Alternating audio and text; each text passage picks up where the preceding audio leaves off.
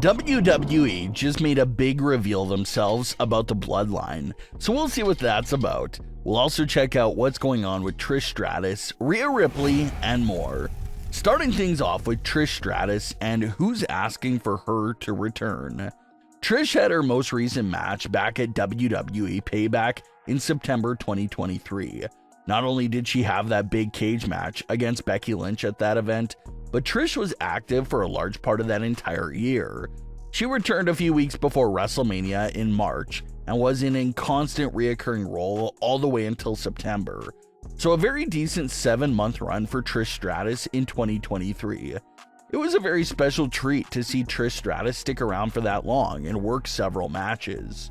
It was a great opportunity, especially for the younger fans who probably never saw Trish back in her days, to fully see what Trish Stratus is like. And since that match took place against Becky Lynch, Trish has left the door open just a bit for when it comes to the idea of coming back to the ring. Trish says that if another good opportunity and program is presented to her, then she would absolutely love to come back again. And of course, there's always an endless amount of possibilities for Trish Stratus feuds in WWE. She can go against other veterans on the roster, or even go up against the younger talent that probably grew up idolizing her. Always so many possibilities for Trish Stratus. But one person that's calling for Trish's return is Lillian Garcia. Lillian has taken over the Raw announcing duties following Samantha Irvin's departure from the company. There's some mixed reports on if Lillian is a temporary fill-in until WWE finds someone new to take the position, or if Lillian is the new full-time announcer. Lillian even made it seem like she doesn't really know how long this is lasting or where the road is taking her, but she's enjoying the ride. Tons of legends came out to support Lillian in her return, including Trish Stratus. Trish gave a shout out to Lillian on her Instagram story, and Lillian responded back with a story of her own, telling Trish that she had to come back now so that Lillian can announce her to the ring again, just like the old days. So ever since Lillian has said that, it's something that fans really want to see and hear. They want at least one more Trish Stratus entrance with Lillian Garcia announcing her to the ring. WWE has apparently leaked a small but significant part of information regarding the Bloodline storyline. So with Jey Uso returning into the fold and likely joining Roman Reigns and Jimmy, how will WWE and the fans be able to tell the different sides of the Bloodline apart and label them in different ways? Well, it looks like WWE has provided that answer through their YouTube channel. While uploading a short based on Roman, Jimmy, and Jey's backstage reunion, WWE titled the video as the OG Bloodline. This is a name that the community has been using now for several months to refer to Roman, the Usos, and Paul Heyman. But it appears that not only is this a community nickname, but it looks like that's going to be the official WWE name for the reunion of the group as well. So it looks like that's how they'll be able to tell both sides apart, and how they'll refer to them going forward. Solo's group will be referred to as the Bloodline, while Roman's group will be labeled as the OG Bloodline. As far as what's next for that storyline, a lot of fans are circling November 30th on their calendars, the night of Survivor Series. This year's Survivor Series will once again feature a War Games match, and everyone who's watching the product right now 100% fully expect to see a War Games matchup between the Bloodline and the OG Bloodline at this year's event. It's safe to assume that both sides will have their core members and pieces, but the big question left to ask about the War Games match is if there will be any extra additions to either side of the battle. War Games matches can take place with 2 teams of 3, 4, or 5. The OG Bloodline only consists of 3 physical members, while the Bloodline has 4 members, so something has to happen there to balance things out again.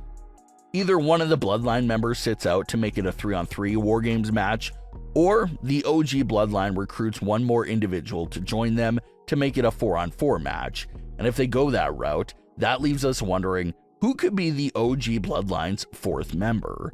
A lot of fans are looking at Sami Zayn to be that potential 4th member. Sure, Sami's not literally a blood relative, but Sami counts as an OG member of the group. Lots of fans credited Sami Zayn for sparking new life into the Bloodline at the time that he first joined several years ago, so it does not seem like fans will be against the idea of Sami joining the fold. But there's another theory floating out there that's pretty interesting, and that's the idea of The Rock being the fourth member of the OG Bloodline. Like we saw at Bad Blood, The Rock isn't necessarily on either side of the Bloodline war right now, but he did allude to the fact that everything Solo's been doing in recent months is BS, leading many to believe that The Rock is not thrilled about how Solo Sikoa has been handling his business lately. And The Rock may not even be on the best of terms with Roman due to Roman teaming up with Cody Rhodes at Bad Blood, but maybe The Rock figures that Roman is the lesser of two evils, and that's why he makes another temporary alliance with Roman Reigns and the OG Bloodline. As crazy as it sounds, you can technically label The Rock as an OG Bloodline member since he did officially join prior to Solo going rogue. But here's where that final boss twist comes into play. The Rock probably helps Roman take out Solo Sikoa, but now The Rock turns on Roman for all the things Roman did that he was not a fan of, which once again builds up the stage for The Rock versus Roman Reigns somewhere down the line, maybe at WrestleMania. Based on some of the hints and reports The Rock has been debunking, it sounds like he'll be competing at WrestleMania 41, but what match will he take part in? Will it be The Rock versus Cody for the title, Rock versus Roman for the title, or a triple threat between Rock, Roman, and Cody for the title?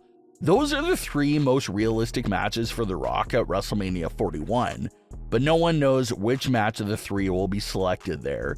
You can't go wrong with The Rock versus Cody. Tons of backstory to that match. Also can't forget that The Rock pinned Cody during night 1 at WrestleMania 40, and obviously that was intentional to set something up in the future. But at the same time, The Rock versus Roman Reigns has been a long-time dream match, and fans want them to cash in on that matchup too, before it's too late. So it's going to be a difficult situation that we'll have to wait and see what happens there. There's been some big news going around regarding Rhea Ripley and Dominik Mysterio. According to WrestleVotes on Backstage Pass, they claim that the idea of seeing Rhea Ripley versus Dominik Mysterio in a singles match has come up a few times amongst the creative team.